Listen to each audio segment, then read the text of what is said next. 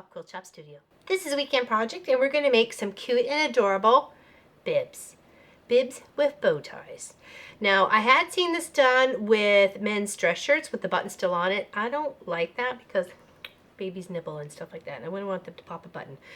So I did just the bow tie on this one, just a fabric one. And on this one here, I did do fabric buttons. So I just stitched around and then just kind of like did a little cross to mimic a button. So I was safer with that because where they're going to go, right? They're going for a little one and I certainly don't want them to hurt themselves. I chose to use a Velcro closure, though you could use snaps or even button and buttonholes. That's completely up to you. I have some bits here to finish off the last two ones here. So I have 3 made, finished completely. This one here, this one, and this one right here. And I did do them so they're reversible. This one has some cute little elephants and it goes with the project we're making because it's going with Maurice Charles's goodies. So he's going over to the UK. So these are, and I did this on the other side. So very reversible. Okay. And then of course I have this lovely one behind me here. And I used scrappies, just bits and bobs of what I had to make something. It doesn't have to be just plain fabric, right? And same with this one. I kind of used some chunks of fabric to make a bib, right? So that's what we want to do. So we have here is the pattern will be listed below in the description. It is free, and since I'm giving these away as gifts, that's the best thing to do with that sort of a free pattern. And so I'm going to make a couple more. So what you need is your bib pattern. It's your piece, and this goes cut on the fold. So you want to do two of those, one for your outside and one for your inside, or the reverse side. And then your bow tie and your center. You don't have to do the bow tie if you don't want to. You can just leave the bib just the way it is. You don't even have to put a bow tie on it. But we are going to put one on ours. Okay, so we cut that out. And here's the one we're going to work on.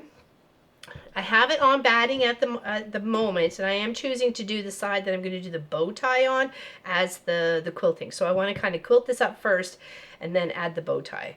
I did put my pattern on here and I did draw it out. So you can barely see it there, so I will clip it now. And then for the center of the tie, I did like a little fussy because I wanted this blue with the purple right to be in the center of the tie. So I placed it right there. Just try and get that. You know, if you want a fussy cut, right? Got something cute you wanna showcase.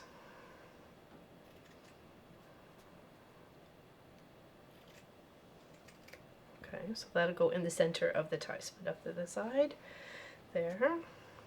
Before this fades too much, almost made a mistake.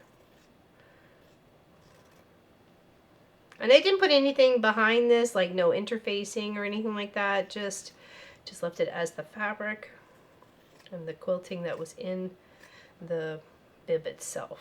And you don't even have to do that either. You could just use terry cloth or even just maybe a bit of a thicker flannel or maybe 2 flannels, 2 bits of flannel would make a lovely soft bib. And reversible too, right? So we'll end up putting that there and that there on the center. Okay, so first let's quilt it out. Let's just do, but it doesn't have to be fancy.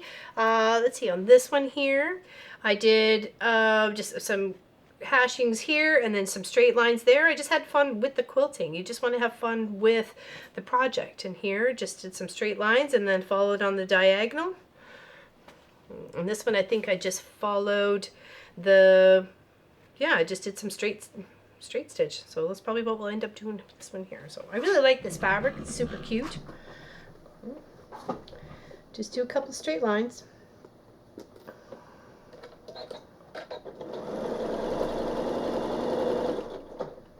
You could just keep on trucking if you wanted to. I don't really want to waste thread. So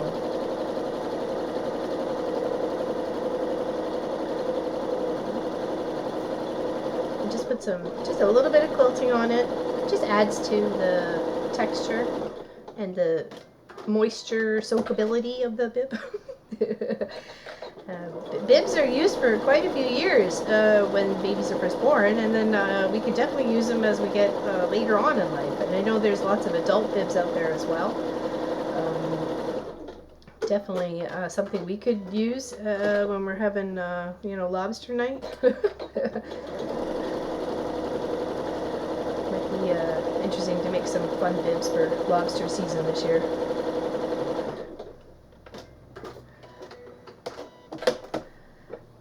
Okay, let's do down here.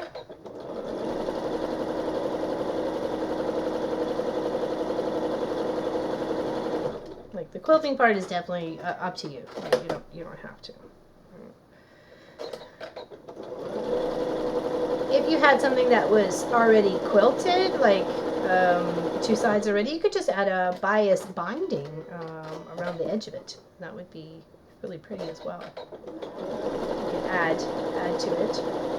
It doesn't even have to be like a bow tie. You can add a flower or a duck or a heart.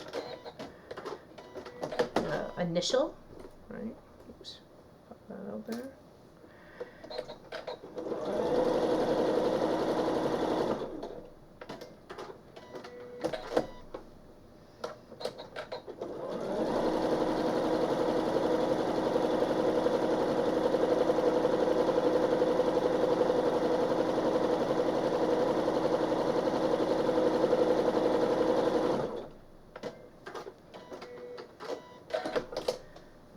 Turn around a little bit just so I'm not knocking my pins off. Taking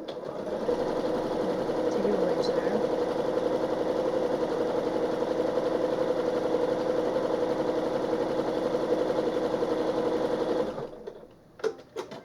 You could do some practicing of some big stitch and doing some fancy stitches with your machine on little projects like this, little bibs. Oh, how did I get that in there? Oh no, what happened? How did you get in there? Oh, you've been in there the whole time. Oh no. All right. Okay, well, that was fun.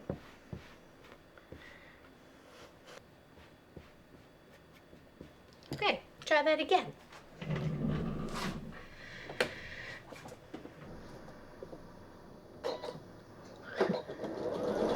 Overlap some of the stitches that were there.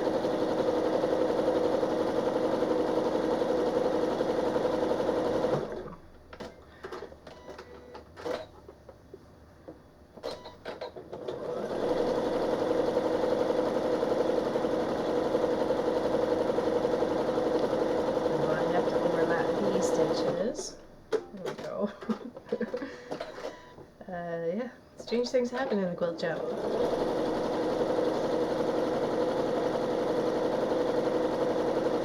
Okay, now we're going to cut it out and we're going to lay it to, no, we're actually going to stitch the tie down.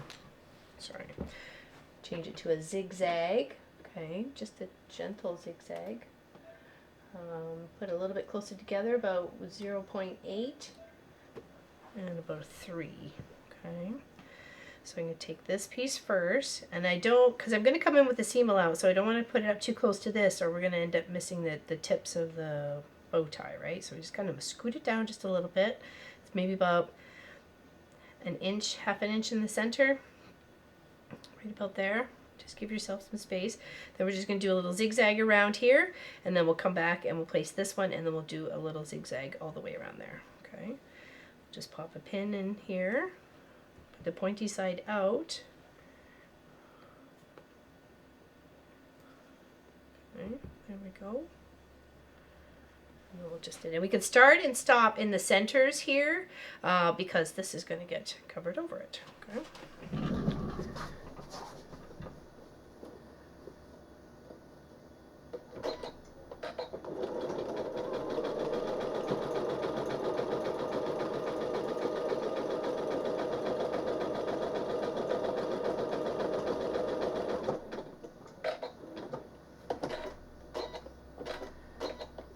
One more.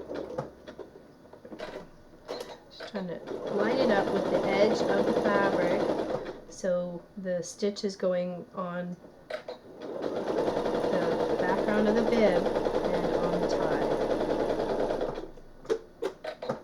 Drop it down one more. And you can always, if it's not even at the right position when you turn it, you can always lift up your needle, reposition, and drop it back down again.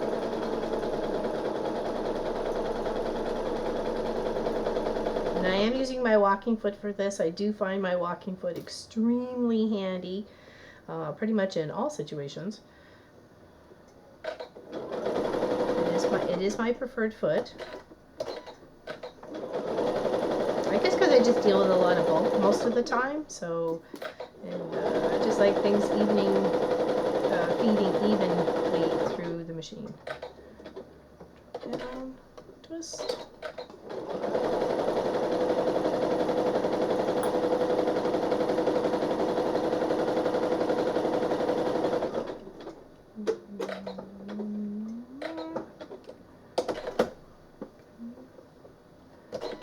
Okay, just shift it a little smidgy. There we go.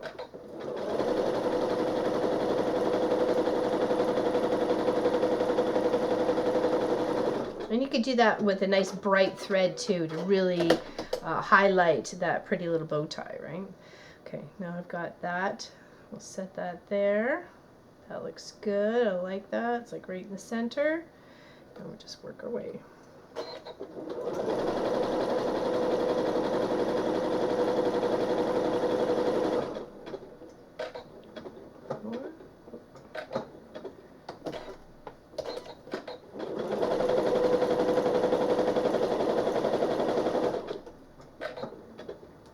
You know, could also do this little square part even a different color. You can also play on another color that you have in the main part of the bow tie or the background of the bib.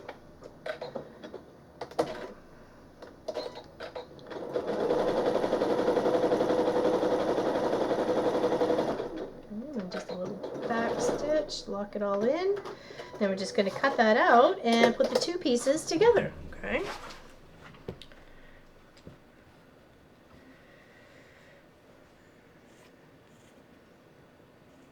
I'm using the shape of the fabric so I can trim it out. I did find that the center bits of the bib look like a pear or like a teardrop. And I was like, what can we do with all those little fabrics that look like that? Yeah, I didn't come up with anything. Okay, so there's that. See, isn't that interesting? It's like a tear or a pear.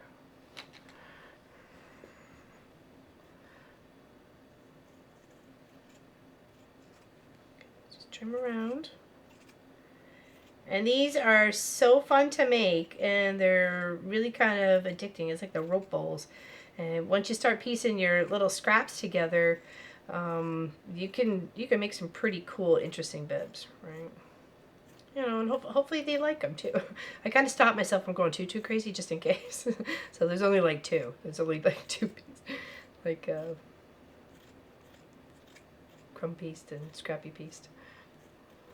Okay, so now we got those. Put that off to the side. Okay, and we take our other little bit of flannel we have here. Okay, line it up. And then what I did, I found it easiest to leave a space about this much on about like this side of the bib. I didn't do it underneath. I just kind of did it on the side because to me it looked the best. To have it there. It was easier to be able to turn that side, roll it in towards each other on the finishing touch here, and then just doing a nice top stitch all the way around to lock it all in. Okay.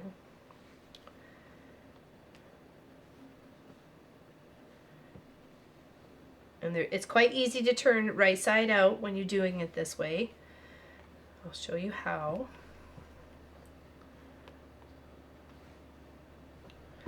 Okay, so I'm going to start right about here, okay, right there, and I'm going to stop about there. Okay, so I'm going to give myself, I don't know, 2 inches, 2.5 inches-ish to turn this right side out, okay?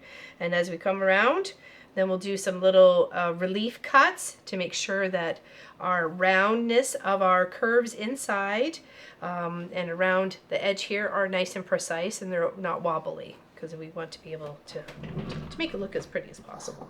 Okay. So we'll start here, go back to straight stitch, do a little back stitch, and then just keep trucking all the way around. if you found after the one time around you may have, came a little too shy on the front or the back part, you could just kind of gently curve it, make sure you're catching it the second time around, and then you'll be able to turn it right side out. But definitely do a check. Check on as you're doing your clip-ins and your trimmings. Make sure you got everything on both sides. And I always stop with the needle down when I lift my foot to pivot or shift the fabric in any way. That way I don't lose track of where the fabric is. And it stays where I want it to be.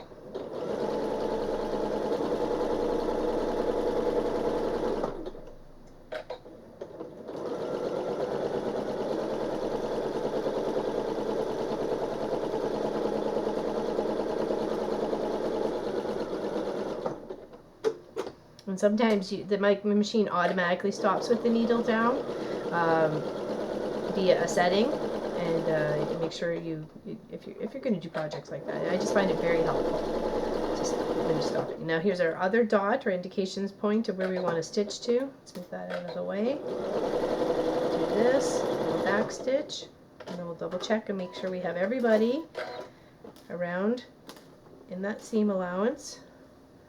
It looks like it. On the back side here. Oh, it looks, yeah, we're a little shy. Okay, so let's come in here. See where that's shy. Kind of starts a bit back here. Okay, so just come in just a little bit. And on the other side of that little seam that we just put in, I'm just going to try and make sure we have a nice equal portion. Okay, looks like we're okay there. And the rest is looking good. Now we want to come back over here and then give ourselves some relief cuts that are in those curves. And it turns things right side out much nicer. It doesn't need a lot, just a few little nips in the fabric on those curves. And you don't want to go to your stitch line where you just kind of undid everything you just did. You don't want to do that.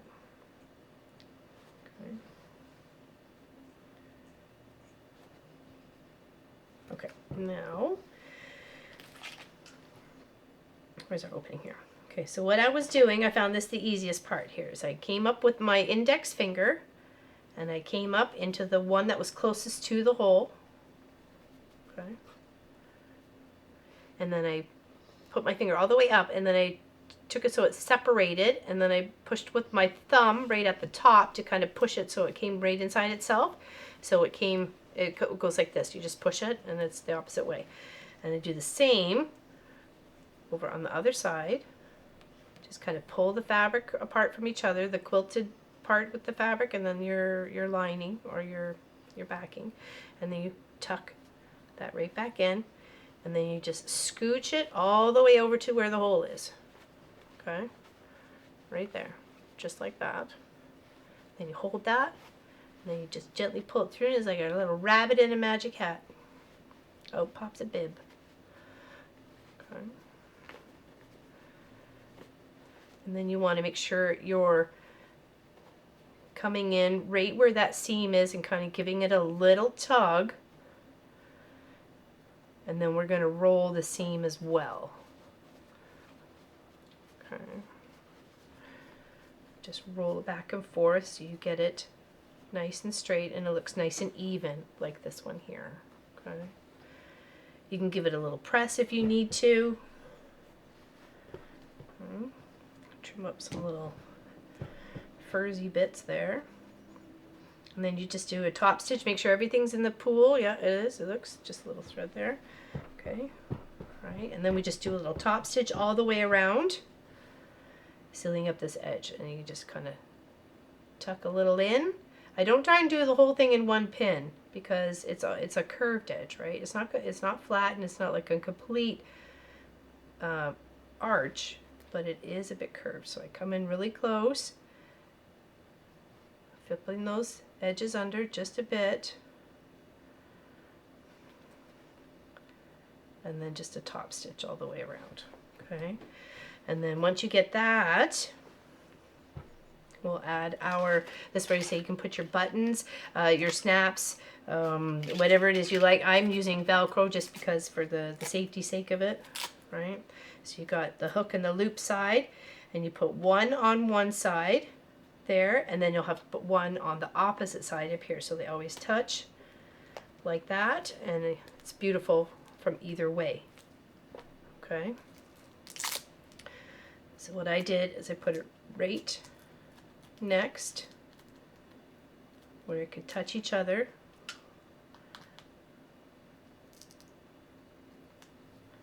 There, and then on the opposite side here.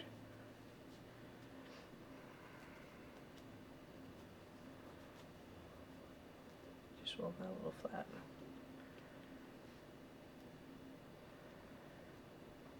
And then I just did stitch back and forth on both sides. I did twice, there, and then that finished it up.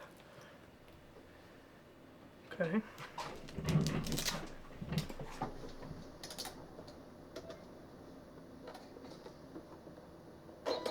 Move my pin before I stitch. Start off, lock, come back forth, and then back again. And that kind of gives it some really good stitches that should hold up to some wear and tear, as also some washing. You know, these are things that are definitely going to be washed on a weekly, if not daily basis when it comes to bibs and children. So there we go, it's just stitched down, and you just clean up all your little threads. Okay. You got yourself some really cute bibs. It's a great gift, baby gift for somebody. It's a way to make it nice and personal and very unique. And who says babies can't dress up to the table? Okay. Yeah, super cute. I hope you make yourself one, and make yourself many. I just up to the potty. Where's your tie? I'm going to finish these off and get them packaged up with Maurice Charles, the mammoth. Take care, everyone. Thank you. We'll see you soon. Like and subscribe, and we'll see you Saturday at 1 p.m. Oh, actually, no. We actually have 6 hours on Saturday. Ooh, noon Eastern till 6 p.m. Eastern. We are going to put together a dragon, just like that, to honor the year of the dragon. So come hang out with us, and we'll have some fun. Okay? See you soon. Take care of yourselves and each other.